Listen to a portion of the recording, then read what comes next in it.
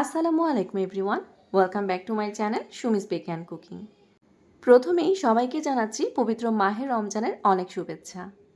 ইফতার আইটেমের আজকের পর্বে আমি আপনাদের জন্য নিয়ে এসেছি চিকেন আলুর কাটলেট।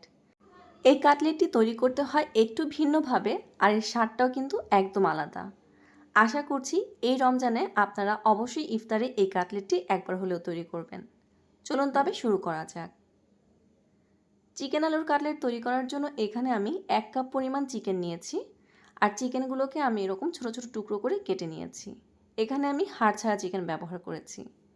প্রথমেই দিয়েছি 2 টেবিল চামচ পরিমাণ টক দই, 1 চা চামচ পরিমাণ দিয়েছি লাল মরিচের গুঁড়ো, ধনে গুঁড়ো দিয়েছি হাফ চা চামচ, ভাজা জিরার গুঁড়ো দিয়েছি হাফ চা চামচ, গরম মশলার গুঁড়ো দিয়েছি হাফ চা চামচ, আর হলুদের গুঁড়ো দিয়েছি 1/4 চা চামচ।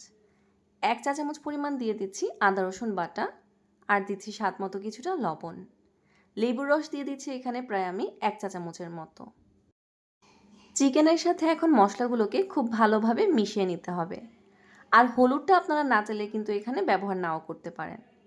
সব কিছু মিশিয়ে নেওয়া হয়ে গিয়েছে, এখন চলে যাচ্ছি রান্নায়। চুলায় একটি হাঁড়ি বসিয়ে তার মধ্যে দিয়ে দিচ্ছি 1 টেবিল চামচ পরিমাণ রান্নার সয়াবিন তেল। তেলটা গরম হয়ে যাওয়ার পরে এর মধ্যে দিয়েছি 1 কাপ পরিমাণ পেঁয়াজ কুচি।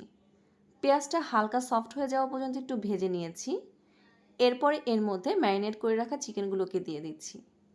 এখন চিকেনটাকে এই পেঁয়াজের সাথে আমি ভালোভাবে একটু ভেজে নিব। যখন চিকেনের কালারটা চেঞ্জ হয়ে যাবে তখন এর মধ্যে দিয়ে দিচ্ছি 1 কাপ পরিমাণ আলু কুচি। আর আলুর জন্য যতটুকু লবণ লাগবে সেই লবণটুকু এখানে ব্যবহার করতে হবে। এখন আলু আর চিকেনটাকে ভালোভাবে মিশিয়ে নিয়ে এখানে আমি হাফ কাপ পরিমাণ পানি দিয়েছি। এখানে আলু আর চিকেনটাকে সেদ্ধ করার জন্য যতটুকু পানি প্রয়োজন আপনারা ঠিক ততটুকু পানি এখানে ব্যবহার করবেন। ঢাকনা দিয়ে ঢেকে দিচ্ছি আর অপেক্ষা করব সব কিছু ভালোভাবে সেদ্ধ হওয়া পর্যন্ত। যখন আলু আর চিকেনটা ভালোভাবে সেদ্ধ হয়ে যাবে তখন আমি ঢাকনাটাকে খুলে নিয়েছি আর নেড়ে চেড়ে নিচ্ছি। এর মধ্যে দেখুন সামান্য একটু পানি কিন্তু এখনও রয়ে গিয়েছে।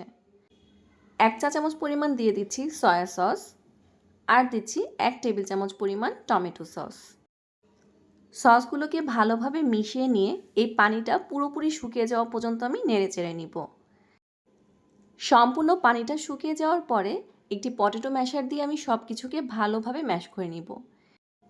ম্যাশ করার পরে এর মধ্যে দিয়ে দিচ্ছি 2টো কাঁচামরিচ কুচি, আর দিয়ে দিচ্ছি 1/3 কাপ পরিমাণ ধনেপাতা কুচি।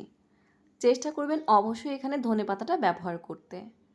1 চা চামচ পরিমাণ দিয়ে দিচ্ছি চিলি ফ্লেক্স। এখন সব কিছুকে একসাথে আবারও ভালোভাবে মিশিয়ে নিচ্ছি। ঝালের পরিমাণটা অবশ্যই আপনারা আপনাদের টেস্ট অনুযায়ী ব্যবহার করবেন। এখন এটাকে আমি একটি পাত্রে ঢেলে নিচ্ছি, আর এটা ঠান্ডা হয়ে যাওয়া পর্যন্ত অপেক্ষা করব। যখন হাতে ধরার মতো ঠান্ডা হয়ে যাবে তখন এই মিশ্রণটাকে দিয়ে আমি কাটলেট তৈরি করে নিব।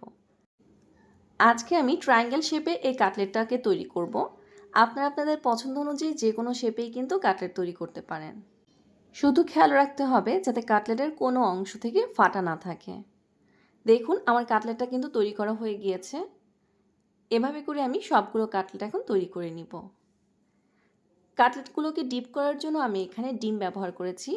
আমি একটি ডিমকে সামান্য একটু লবণ দিয়ে ফেটে নিয়েছিলাম। এখন একটি একটি করে কাটলেট এই ডিমের মধ্যে আমি ডিপ করে নিচ্ছি।